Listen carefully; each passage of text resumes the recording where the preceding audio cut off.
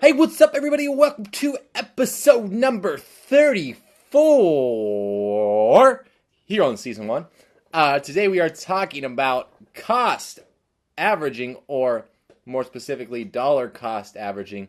I guess you can cost average the euro as well, or any other type of currency, probably actually even Bitcoin or Ethereum cost averaging. However, since I'm from the United States, we're going to talk about dollar cost averaging today. So, dollar cost averaging is what it's actually termed as. I just call it cost averaging because I forget to add the extra word in there. But anyways, I hope that I'll be able to explain it without using like a graph or a whiteboard.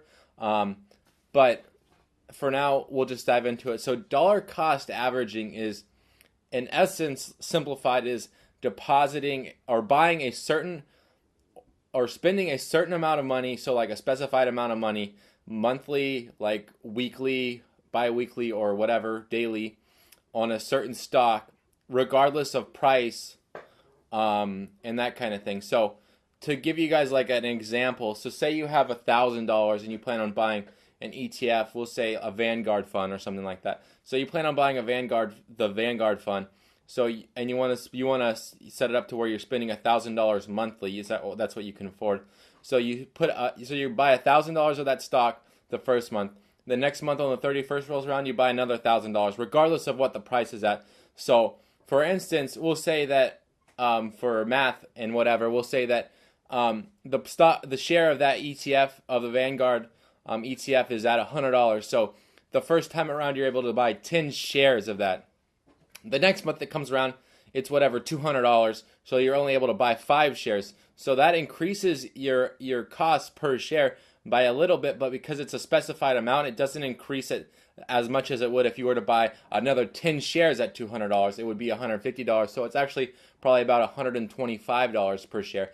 The next time it rolls around, it drops down to, I don't know, $50. This is not how volatile this stock is. This is just to give an example. So it drops down to $50. And you buy another $1,000 worth of that, which is now 20 shares. So now you brought your share price back down to about $100 or more.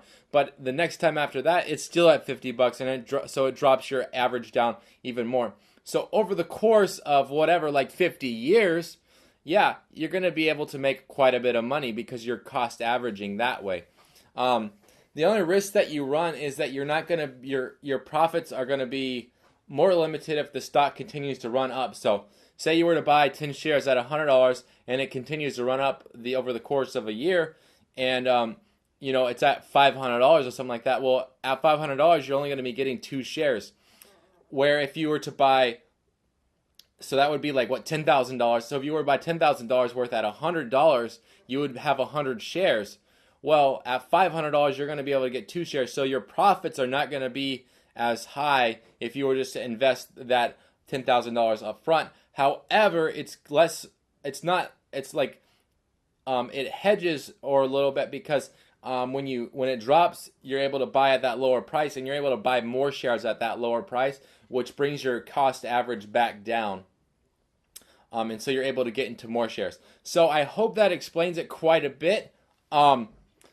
Probably next week sometime, or in the next coming days, I'll dive into why dollar cost averaging is important and why you should have an account that specifically is set up for that. I don't recommend doing all your accounts like that, because obviously you're going to want to make quite a bit of money quickly, as well as have a steady income over the long run too.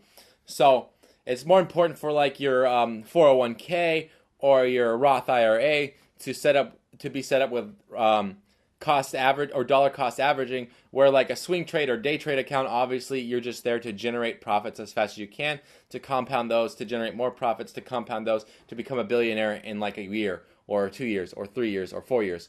However, dollar cost averaging, you're looking at becoming a billionaire in like 50 or 60 years. So I hope that makes sense. If you guys have any questions about dollar cost averaging, I would love to talk about it down below, or answer any questions you have for future episodes on dollar cost averaging as well. Let's go ahead and dive into the question of the day. The question of the day is, have you ever gone skinny dipping? If I said no, that would make me a liar. So I have to say yes. And I've been skinny dipping probably more often than I'd like to admit. If I could count it on both my fingers, I would, but I can't. So it's probably definitely upwards of 15 to 20 times.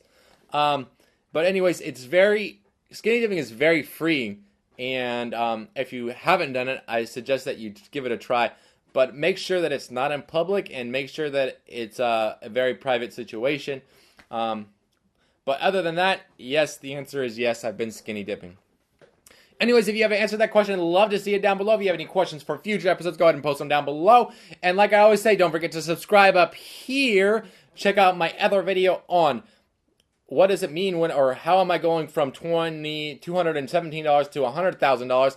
And then go ahead and check out this other cool video right in this area right here. And until next time, thank you for watching. I really appreciate it.